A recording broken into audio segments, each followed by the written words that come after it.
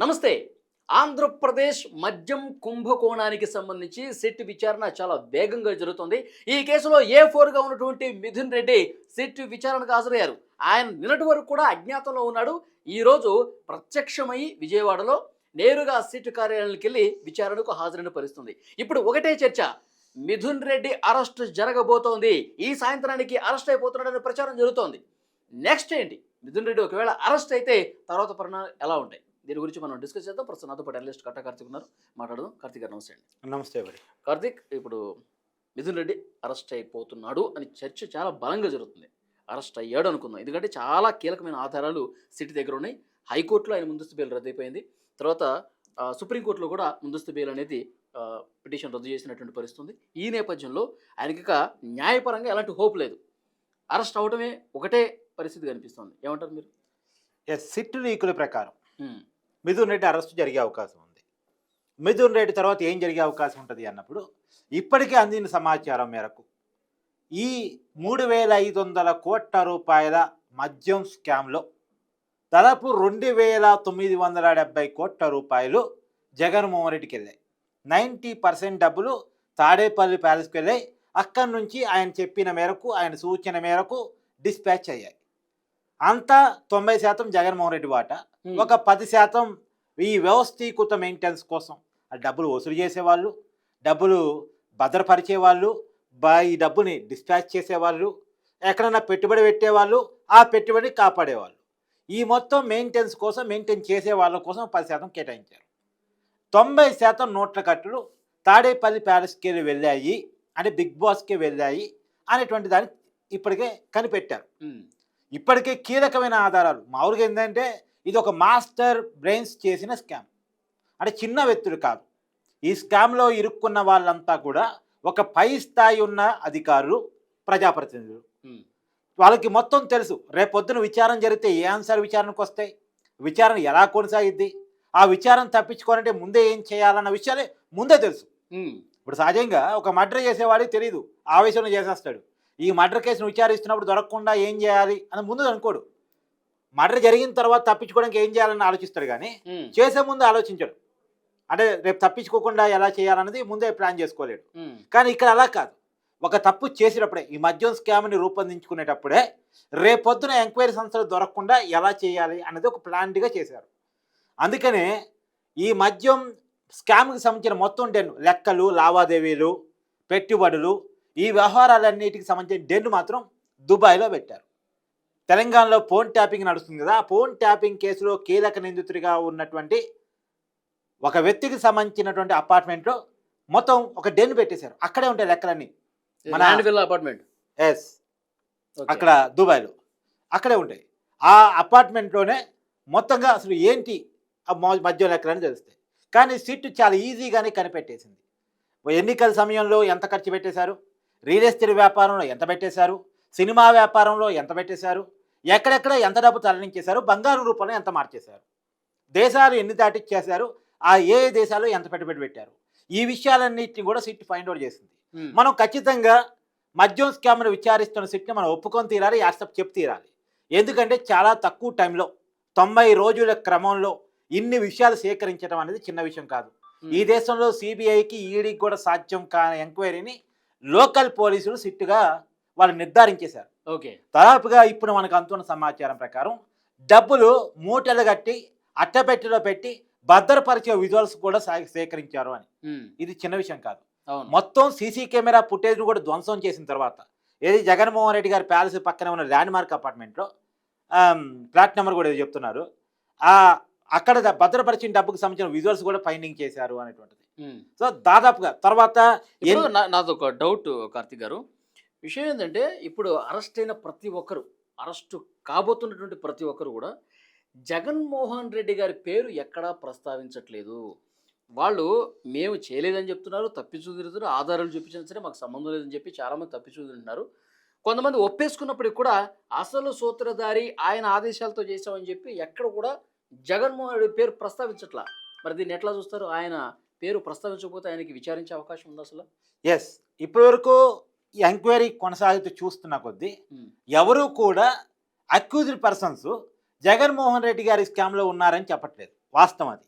ఇప్పుడు అంటే సహజంగా జగన్మోహన్ రెడ్డి గారిని సేవ్ చేయడానికి సిద్ధమయ్యే వ్యక్తులు వీళ్ళంతా కూడా.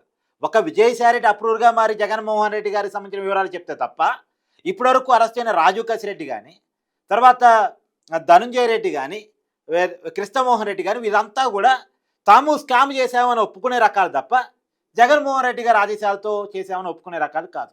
ఎందుకంటే రాజు కసిరెడ్డి ఎంక్వైరీలో ఒక మాట అన్నాడు, ఇప్పుడు ఒప్పుకోకపోతే జైలు జీవితాన్ని వేస్తారు, కానీ ఒప్పుకుంటే ప్రాణమైపోద్ది. అంటే ఆ బిగ్ బాస్ పేరు చెప్పేస్తే ప్రాణం ఉండదు, కాబట్టి ప్రాణం కంటే జైలు జీవితం ఎక్కువగా బెటర్ కదా. అందుకని ప్రాణం కాపాడుకోవటం కోసం నేను నా నోరు మూసుకొని ఉంటాను అనేటువంటి విషయాన్ని రాజు కసిరెడ్డి ఎంక్వైరీలో చెప్పారంట. అంటే ఎంక్వైరీ ఆఫీసర్ని ఉద్దేశించి మీరు మహా అంటే జైల్లో వేస్తారు, కానీ చెప్పేస్తే అతను ఏం చేస్తాడు, చంపేస్తాడు. ఎందుకంటే బాబాయ్ అచ్చా ఐడియా ఉంది. ఈ రోజు మిథున్ రెడ్డి గారు కూడా ఎయిర్పోర్ట్ లో దిగినప్పుడు మీడియాతో మాట్లాడారు. ఇవన్నీ కూడా కక్ష సాధింపు చర్యలు, అక్రమ అరెస్టులు చేయడానికి సిద్ధపడుతున్నారు. అరెస్టు అయినా కానీ ఇది జైల్లో ఉండి వచ్చేస్తాం, కానీ ఈ కేసులు నిలబడవు అని చెప్పి చాలా బలంగా చెప్తున్నాడు ఆయన. ఇప్పుడు ఇంకొక విషయం కూడా, ఇప్పుడు జరుగుతున్న ఎంక్వైరీలు కూడా మిథున్ రెడ్డి గారు చెప్తుంది అంటే, నేను లోక్సభ ఎంపీని, గతంలో ఎంపీయే ఇప్పుడు ఎంపీయే, నాకు స్టేట్ గవర్నమెంట్ పాలసీకి సంబంధం లేదు. స్టేట్ గవర్నమెంట్ పాలసీ అనేది మద్యం స్కామ్, మద్యం స్కామో మొత్తానికి. స్కీమ్ అని వీళ్ళు అంటారు, స్కామ్ అని వాళ్ళు అంటారు. కానీ ఇదేదైనా స్టేట్ గవర్నమెంట్ స్కీము, మాకు దానికి సంబంధం లేదు, దాంట్లో నా ఇన్వాల్వ్మెంట్ లేదు. నేను కేంద్ర ప్రభుత్వంలో అంటే పార్లమెంట్లో సభ్యుడిగా ఉన్నాను కాబట్టి నాకు సంబంధం లేదు స్టేట్ గవర్నమెంట్ పాలసీలు అని మిథున్ రెడ్డి చెప్తా ఉన్నాడు. అంటే చాలా క్లియర్గా చెప్తున్నాడు ఈ స్టేట్ గవర్నమెంట్ పాలసీ అనేది అంటే జగన్మోహన్ రెడ్డి గారికి సంబంధించిన పాలసీ అనేటువంటిది. ఖచ్చితంగా మద్యం స్కామ్ జరిగింది అని తేలితే వీళ్ళు చెప్పినా చెప్పకపోయినా జగన్మోహన్ రెడ్డి గారి పేరు వస్తుంది. ఎందుకు వస్తుంది అంటే గవర్నమెంట్ హెడ్ ఎవరు? జగన్మోహన్ రెడ్డి కదా. అప్పుడు మరి పాలసీ మేకింగ్ చేసింది ఎవరు? ఆయనే. కాబట్టి ఖచ్చితంగా జరిగింది అని నిర్ధారణ అయితే చాలు, జగన్మోహన్ రెడ్డి పేరు ఆటోమేటిక్గా వచ్చినట్టే లెక్క. ఓకే. కాబట్టి ఈ స్కామ్ జరగటానికి అవసరమైన పాలసీని రూపొందించినటువంటి ముఖ్యమంత్రి జగన్మోహన్ రెడ్డి గారు ఖచ్చితంగా దీనికి బాధ్యత వహించాల్సి ఉంటుంది. ఇంకొకటి ముఖ్యమైన విషయం ఏంటంటే, అప్పుడు ఎక్సైజ్ మినిస్టర్గా ఉన్న నారాయణ స్వామి కూడా ఇప్పుడు నోటీసులు ఇచ్చి అదే మండే రమ్మన్నారు. ఖచ్చితంగా ఆయన చెప్పే సమాధానం ఎట్టుంటుందంటే, మద్యం పాలసీ రూపొందించడంలో నాకే పాత్ర లేదు, పేరుకే మద్యం శాఖ అంటే ఎక్సైజ్ శాఖ మంత్రి. కానీ ఇక్కడ దారుణమైన విషయం ఏంటంటే, అసలు మద్యం సంబంధించి ఆ ఎక్సైజ్ కి మినిస్టరే ఆయన ప్రమేయం లేదు. ఎక్కడెక్కడ వాళ్ళు అసలు ఎంపీకి ఏం సంబంధం? ఇప్పుడు విజయసాయి రెడ్డి గారు చెప్పిన దాని ప్రకారం మొదట ఒక 2 మీటింగ్ జరిగాయి హైదరాబాద్లో. విజయసాయి రెడ్డి గారి ఇంట్లో ఒక 2 మీటింగ్ జరిగాయి. దానికి ఆదరైంది విజయసాయి రెడ్డి గారు, మిథున్ రెడ్డి గారు, రాజు కసిరెడ్డి గారు, సజ్జల సీతారెడ్డి గారు. అంటే దాదాపుగా వీళ్ళలో మిథున్ రెడ్డి గారు ఇలా అరెస్ట్ అయితే ఒక విజయసాయి రెడ్డి గారు తప్ప ఇంకా దాదాపు అందరూ అరెస్ట్ అయినట్టు లెక్క. ఈ అరెస్ట్ అయిన వ్యక్తులు అసలు వీళ్ళకి మద్యం పాలసీకి ఏంటి సంబంధం? ఇప్పుడు విజయసాయి రెడ్డి రాజ్యసభ సభ్యుడు, మిథున్ రెడ్డి లోక్సభ సభ్యుడు, రాజు కసిరెడ్డి ఐటీ సలహాదారు, సజ్జల సీతారెడ్డి రెడ్డి ఒక మద్యం కంపెనీకి సంబంధించినటువంటి ఒక ఓనరు. వీళ్ళెవరు మద్యం పాలసీని రూపొందించడానికి? వీళ్ళకి ఏం హక్కు ఉంది? మద్యం పాలసీని ఎవరు రూపొందిస్తారు? ఎక్సైజ్ శాఖ మంత్రి, ఎక్సైజ్ శాఖ కమిషనరు, బెవరేజ్ కార్పొరేషను, గవర్నమెంట్ అంటే క్యాబినెట్. వీళ్ళు రూపొందించాల్సినటువంటి మద్యం పాలసీని వీళ్ళెవరు హైదరాబాద్లో కూర్చొని 2 మీటింగ్లు పెట్టడానికి, తాడేపల్లిలో కూర్చొని ఒక మీటింగ్ పెట్టడానికి? అంటే చాలా క్లియర్గా రాజు కసిరెడ్డి ఒక స్టేట్మెంట్ చేశారు, తెలుసో తెలియకో స్టేట్మెంట్ చేశాడు. జగన్మోహన్ రెడ్డి గారు అప్పట్లో పార్టీకి ఫండింగ్ వచ్చేలా, ప్రభుత్వానికి స్కీములు అప్లై చేసే ఆదాయం వచ్చేలా ఒక స్కీమ్ రూపొందించండి అని చెప్పాడంట. అంటే జగన్మోహన్ రెడ్డి గారి ఆదేశాలతో రూపొందించామని ఒప్పుకున్నట్టే కదా. అంతే. జగన్మోహన్ రెడ్డి గారి పేరు చెప్పకపోయినా జగన్మోహన్ రెడ్డి గారిని తెలియకుండానే ఇరికిచ్చేస్తున్నారు. జగన్మోహన్ రెడ్డి గారికి 90% లావాదేవీలు పోయిన విషయాన్ని ఇప్పటికే సిట్ నిర్ధారించుకుంది.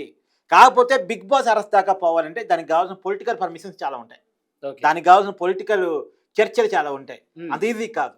అందుకనే బిగ్ బాస్ పేరు ఏంటవి పొలిటికల్ పర్మిషన్స్ అంటే ఎవరికి తెలియంది కాదు. ఆంధ్రప్రదేశ్ ప్రజలందరికీ తెలిసిన ఓపెన్ సీక్రెట్ ఏంటంటే, జగన్మోహన్ రెడ్డి గారి మీద 2011 నుంచే దాదాపు 20 సిబిఐడి కేసులు ఉన్నప్పటికీ కూడా ఆ కేసులు నీరుగారటానికి కారణం, విచారణ జరగకపోవడానికి కారణం, జగన్మోహన్ రెడ్డి గారికి వ్యక్తిగత ఆధార మినహాయింపు కారణం, ప్రతి శుక్రవారం ఆయన కోర్టు ముందుకు హాజరు కావాల్సి ఉన్న హాజరు కాకపోవడానికి ఉన్న కారణం అతనికి కేంద్ర పెద్దల అండదండలు ఉన్నాయనేది. ఒకప్పుడు ఉన్నాయి, ఎందుకంటే వైసీపీ అవసరం బీజేపీకి పార్లమెంట్లో ఉంది కాబట్టి. కానీ ఇప్పుడు రివర్స్తో జరిగింది. ఎన్డీఏ కూటమిలో టీడీపీ ఉంది, ఎన్డీఏ టీడీపీ మీద ఆధారపడి ఉంది, తెలుగు ఎంపీల మీద ఆధారపడి ఉంది. ఇప్పుడు జగన్మోహన్ రెడ్డి అవసరం వాళ్ళకి లేదు. పాత కేసుల విషయంలో ఉన్న సేఫ్ జోన్ కొనసాగిస్తుంటారే తప్ప కొత్త కేసుల్లో అంత అవసరం లేదు. కాకపోతే జగన్మోహన్ రెడ్డి అరెస్టు అనేటువంటిది కూటమి పార్టీలు అన్నిటికీ కూడా తెలిసి ఉండాలి. ఇప్పుడు బీజేపీ భాగస్వామి పక్షం, ఖచ్చితంగా బీజేపీ పెద్దలకు చెప్పే చేస్తారు. ఎందుకంటే మాకు రేపొద్దున మంచి జరిగినా చెడు జరిగినా అందరూ కలిపి తీసుకోవాలి కదా, మాకు తెలియకుండా చేశారు, మీ రాజకీయం మీ ఇష్టం చేసినట్టు చేశారు అనకుండా ఓకే. ఖచ్చితంగా ప్రభుత్వంలో భాగంగా ఉన్నటువంటి బీజేపీ పెద్దలకి జగన్మోహన్ రెడ్డి అంటే ఇక్కడ అరెస్ట్ చెప్పి చేయటం వేరు, చెప్పి పర్మిషన్ తీసుకొని చేయటం వేరు. అంటే కొంత ఓపెన్ సీక్రెట్ ఏంటంటే కొంత కేంద్ర పెద్దల దగ్గర పర్మిషన్స్ అనేది కొంత అవసరం ఉంటుంది. ఖచ్చితంగా ఒక బిగ్ బాస్ వరకు వెళ్ళినప్పుడు, కేసులో ప్రధాన ముద్దాయి వరకు వెళ్ళినప్పుడు, ఒక మాజీ ముఖ్యమంత్రి స్థాయి వరకు వెళ్ళినప్పుడు ఖచ్చితంగా రేపు జరిగే పరిణామాల మీద మంచి అయినా చెడైనా వాళ్ళకు కూడా వస్తుంది కాబట్టి వాళ్ళకు కూడా వాళ్ళ పర్మిషన్ కూడా అవసరం. అన్ని భాగస్వామ్య పక్షాలకు పర్మిషన్ అవసరం. కానీ చంద్రబాబు నాయుడు గారిని అరెస్ట్ చేసినప్పుడు అప్పుడు కూడా జగన్మోహన్ రెడ్డి కేంద్ర పెద్దల పర్మిషన్ తీసుకుని ఉంటారు. అతను ఎవరు భాగస్వామ్య పక్షం కాదు కదా, అతను ఏక పార్టీ వ్యవస్థలో అధికారంలోకి వచ్చినటువంటి వ్యక్తి కదా. కాకపోతే ఇన్ఫర్మేషన్ ఇచ్చి ఉండొచ్చేమో కాక కానీ అతను కాపాడుతూ వస్తున్నారు కదా, పరోక్షంగా ఫ్రెండ్స్ కదా, పరోక్షంగా ఫ్రెండ్స్ అయినా వాళ్ళ పర్మిషన్ తీసుకుని అరెస్ట్ చేయాల్సిన అవసరం జగన్మోహన్ రెడ్డికి లేదు. కానీ ఇప్పుడు ఎన్డీఏ కూటమి భాగస్వామి పక్షాల ప్రభుత్వం నడుస్తుంది రాష్ట్రంలోనూ కేంద్రంలోనూ. ప్రతి విషయంలో కూడా ఒక కోఆర్డినేషన్ అవసరం, ఒంటెత్తి పొగడు చేయడానికి లేదు. కాబట్టి ఖచ్చితంగా జనసేన అధినేత పవన్ కళ్యాణ్కి ఇన్ఫర్మేషన్ ఉండాలి, బీజేపీ అధిష్టాన పెద్దలకి ఇన్ఫర్మేషన్ ఉండాలి. కాబట్టి ఏది ఏమైనా ఇంకొక విషయం ఏంటంటే ఈ కేసులో వీళ్ళెవరూ కూడా డైరెక్ట్గా జగన్మోహన్ రెడ్డి గారి పేరు చెప్పే రకాలు కాదు. రెండోది వీరంతా కూడా చాలా తెలివి కళ్ళ వ్యక్తులు, నేరం నుంచి ఎలా తప్పించుకోవాలని తెలిసిన వ్యక్తులు. మామూలుగా వీళ్ళు సిట్టికి ఇన్ఫర్మేషన్ ఇచ్చేవాళ్ళు కాదు, సిట్టి నుంచి ఇన్ఫర్మేషన్ లాగేసే మైండ్స్ ఇవన్నీ కూడా వీళ్ళందరూ కూడా తెలుసు. వాళ్ళు చెవిరెడ్డి భాస్కర్ రెడ్డి అయితే బెదిరిస్తున్నాడంట సిట్టి మీ సంగతి చూస్తా అని. ఎస్, అతను సీనియర్ పొలిటీషియన్, న్యాయవాది, లాలో ఉన్న లూప్ హోల్స్ అంటే తెలుసు వాళ్ళకి. వాళ్ళు నేరాళ్ళు తేరిపోయిన వాళ్ళు. సహజంగా ఏదో సామెత ఉంటుంది, జూనియర్ డాక్టర్ కంటే సీనియర్ పేషెంట్ నయం అని. అట్నే వీళ్ళు ఇప్పుడున్న సిట్టి అధికారుల కంటే నేరాల్లో తేరిపోయిన వాళ్ళు కదా. వీళ్ళు నేరాన్ని విచారించడంలో జూనియర్స్ సిట్టి అధికారులు, కానీ నేరం చేయటంలో సీనియర్స్ వీళ్ళంతా. శివరెడ్డి భాస్కర్ రెడ్డి కావచ్చు, జగన్మోహన్ రెడ్డి కావచ్చు, మిథున్ రెడ్డి కావచ్చు. నువ్వు కొత్తగా చూస్తున్నావు కేసులు, మేము చాలా కేసులు చూసాంలే అనే రకాలు ఇదంతా కూడా. కాబట్టి వీళ్ళకి ప్రశ్నలు అడగడం రాదు, పాడరాదు అనుకుంటారు ఇది మనసులో. కాబట్టి అట్లాంటి రకాలు. కాబట్టి వేరే నుంచి ఇన్ఫర్మేషన్ కలెక్ట్ చేసి ఆ కలెక్ట్ చేసిన దాన్ని నిరూపించిన దాన్ని తేల్చి ఇప్పుడు విషయం చెప్పనండి నీకు, ఈ కేవలం వీళ్ళు మాత్రమే కాదు, ఏ పెద్ద స్కామ్ అన్న చూసుకో. 2G సెట్రం స్కాము అప్పట్లో డిఎంకేకి సంబంధించిన రాజా కనిమోని లాంటి అరెస్ట్ అయిన పెద్ద స్కామ్. అది యూపీఏ ప్రభుత్వాన్ని గందరగోళ పరిచింది. కానీ ఆ కేసు తేలిందా? తేలదు. తర్వాత బొగ్గు స్కాము తేలిందా? ఒక పెద్ద స్కామ్లు ఏవద్దంటే ఒక దశ వరకు వెళ్ళిన తర్వాత ఒక దశ తర్వాత తేలటం కష్టం. ఇప్పుడు తెలంగాణలో ఓటుకు నోటు కేసు ఉంది, తేలిందా? లేదు. ఎందుకంటే పెద్ద వాళ్ళు ఇన్వాల్వ్ అయ్యి ఉన్న కేసులు ఎక్కడో చోట రాజీ పడితే ఎస్టాబ్లిష్మెంట్ అంటే ప్రజల ముందు చేయబడతాయి అంతే. కాబట్టి ఇప్పుడు జగన్మోహన్ రెడ్డి గారు 43,000 కోట్ల అక్రమాస్తుల కేసు కూడా తేలదంటారు. ఆ కేసునేమో, కానీ ఇప్పుడు ఈ కేసు మాత్రం తేలటానికి స్కోప్ ఎక్కువ ఉంది. ఎందుకంటే సిట్టి అధికారులు నిజంగా కూడా ఒప్పుకోవాలి, 90 రోజుల్లో చాలా కీలకమైన ఆధారాలు సంపాదించి ప్రజల ముందు పెట్టారు. కేసు చాలా క్లియర్ గా. ఇప్పుడు కొత్తగా ఛార్జ్ షీట్ కూడా, ప్రాథమిక ఛార్జ్ షీట్ అనేది ఒకటి దాఖలు చేస్తున్నారంట కోర్టులో. ఈ ఛార్జ్ షీట్ లో మరి అసలు సూత్రధారి బిగ్ బాస్ పేరు ఉండే అవకాశం ఉందా లేదా? ఖచ్చితంగా. దీంట్లో చాలా లాజిక్. ఫైనల్ ఛార్జ్ షీట్ కాదు, ఇది ప్రాథమిక ఛార్జ్ షీట్ మాత్రమే. ఈ ప్రాథమిక ఛార్జ్ షీట్ ఎందుకంటే ఇంకా విచారణ కొనసాగుతూ ఉంది, బిగ్ బాస్ దాకా కేసు బాల. ఛార్జ్ షీట్ తర్వాత ఎవరిని అరెస్ట్ చేయడానికి ఉండదు. ఇప్పుడు ఛార్జ్ షీట్ అయిపోయిందంటే మిథున్ అరెస్ట్ చేయడానికి కూడా లేదు. ఇక నువ్వు కేసు విచారించను కోర్టులో వాళ్ళ ఆర్గ్యుమెంట్స్, నీ ఆర్గ్యుమెంట్స్, ఫైనల్గా తీర్పు ఏంటో చూడాలి. కానీ ఇప్పుడు అందుకని ఇది ఫైనల్ ఛార్జ్ షీట్ అని సిట్ చెప్పట్లేదు, ఇంకా కేసును విచారించాల్సి ఉంది. ఇది మిథున్ రెడ్డి అరెస్ట్ చేసి ఆయన పేరు అందులో ఛార్జ్ షీట్ లో చేర్చి కోర్టులో ప్రవేశపెడతారు. ఇప్పుడు మిథున్ రెడ్డి అరెస్ట్ని ఈ ఛార్జ్ షీట్ లో ఖచ్చితంగా చూపిస్తారు. నెక్స్ట్ ఛార్జ్ షీట్ లో మాత్రం బిగ్ బాస్ ఉంటాడు. మనకు ఉన్నటువంటి వివరాల ప్రకారం ఆగస్టు 28 జగన్మోహన్ రెడ్డి గారి మ్యారేజ్ డేని జైల్లో జరుపుకోబోతున్నారు అనేది చాలా క్లియర్గా అందుతున్న ఇన్ఫర్మేషన్. ఎందుకంటే అతన్ని కూడా పిలుస్తారు జగన్మోహన్ రెడ్డి గారిని కూడా. జగన్మోహన్ రెడ్డి గారిని కూడా హైకోర్టుకి అప్రోచ్ కావడానికి టైం ఇస్తారు ముందస్తు బెయిల్ కోసం. తర్వాత సుప్రీంకోర్టులో మెన్షన్ చేసుకోవడానికి కూడా టైం ఇస్తారు. ఇప్పుడు వైసీపీ అరెస్టులకి టీడీపీ అరెస్టులకు ఉన్నటువంటి తేడా, అంటే అప్పుడు ప్రభుత్వానికి ఇప్పుడు ప్రభుత్వానికి ఉన్న తేడా ఏంటంటే, అప్పుడు అరెస్టులు వాళ్ళు ఎక్కడ హైకోర్టును అప్రోచ్ అవుతారో, ఎక్కడ పైకోర్టును అప్రోచ్ అవుతారో, ముందు లోపల వేయాలి అనేటువంటి అడవుడు ఉండేది. ఇప్పుడు కాదు, అవతల విక్టిమ్ ఎవరైతే ఉన్నారో, అంటే నిందితుడిగా చెప్పబడుతున్న వ్యక్తి ఎవరైతే ఉన్నారో, విక్టిమ్ అంటాను లేదు, అక్యూజ్డ్ ఎవరైతే ఉన్నారో అతనుకున్న లీగల్ మొత్తం కూడా, అతనుకున్నటువంటి హక్కులు, ఈ లీగల్ రైట్స్ అన్నీ కూడా అయిపోయిన తర్వాత అరెస్ట్ చేస్తున్నారు. ఇప్పుడు మిథున్ రెడ్డి గారు చూడు, హైకోర్టులో ముందస్తు బెయిల్ అప్లై చేసుకున్నారు, హైకోర్టు రిజెక్ట్ చేసింది. సుప్రీంకోర్టులో అప్లై చేసుకున్నాడు, సుప్రీంకోర్టులో రిజెక్ట్ అయింది. ఇప్పుడు నిజానికి హైకోర్టు ఎప్పుడు అప్లై చేసుకున్నాను అనుకున్నా నువ్వు? ఉమ్, మేలో అప్లై చేసుకున్నాడు. అవును. మేలో అప్లై అసలు చేసుకున్నాడు. మద్యం కుంభకోణంలో మిథున్ రెడ్డి పేరు రాకముందే ఆయన హైకోర్టుకి వెళ్ళాడు. ఎస్, హైకోర్టుకి వెళ్తే మొన్న రీసెంట్గా తీర్పు వచ్చింది 15వ తారీఖున, లేదు మీ ముందస్తు పైన మేము క్యాన్సిల్ చేస్తున్నామని. ఇప్పుడు దాకా అరెస్ట్ చేయకుండా మిథున్ రెడ్డి విషయాన్ని ఎంత ఓపిక పట్టారు? సరే 15 తర్వాత హైకోర్టు క్యాన్సిల్ చేయగానే వెంటనే ఉరికిపోయి అరెస్ట్ చేశారా? లేదు. తర్వాత కూడా టైం ఇచ్చారు, సుప్రీంకోర్టు అప్రోచ్ చేయంత. సుప్రీంకోర్టు కూడా కొట్టేసిన తర్వాత ఇప్పుడు అతను అరెస్ట్ వైపు రంగం కదులుతూ ఉంది. జగన్మోహన్ రెడ్డి గారి విషయంలో కూడా హడావుడిగా అరెస్ట్ చేయాలని సిట్ అనుకోవట్లేదు. ఖచ్చితమైనటువంటి ఆధారాలు తీసుకున్న తర్వాతే చంద్రబాబు నాయుడు గారు చాలా క్లియర్గా చెప్పినట్టు మన స్టేట్మెంట్ ఉంది. ఏంది? ఆధారాలు ఉంటేనే ఎవరి మీద కేసు పెట్టండి, అరెస్ట్ చేయండి. ఆధారాలు లేకుండా మాత్రం ఏం చేయొద్దు, కేసు నీరు గారిపోతే ప్రభుత్వ ప్రతిష్టకి దెబ్బ. చాలా క్లియర్గా అతను చెప్పినట్టు మన స్టేట్మెంట్ చూస్తూ ఉన్నాం. కాబట్టి ఆధారాలు సంపాదించిన తర్వాతే, ఇది మనం నిరూపించగల ఆధారం అనుకున్న తర్వాతే అరెస్టుల దాకా సిట్టు వెళ్తుంది. సో జగన్మోహన్ రెడ్డి గారు 90% వాటాలు తీసుకున్నాడు అనేటువంటి పక్కడ్బందీ ఆధారాల తర్వాత, ఇప్పుడు నాకు తెలిసి మిథున్ రెడ్డి అరెస్ట్ తర్వాత మళ్ళీ విజయసాయిని పిలుస్తారు. ఇప్పుడున్న మిథున్ రెడ్డిని రిమాండ్కి ఇచ్చిన తర్వాత మళ్ళా కస్టడీ కోసం అడుగుతారు. రాజీవ్ కసిరెడ్డిని, మిథున్ రెడ్డిని ఎదురెదురు పెట్టి విచారిస్తారు. అవసరం మిథున్ రెడ్డిని, విజయసాయి రెడ్డిని ఎదురెదురు పెట్టి విచారిస్తారు.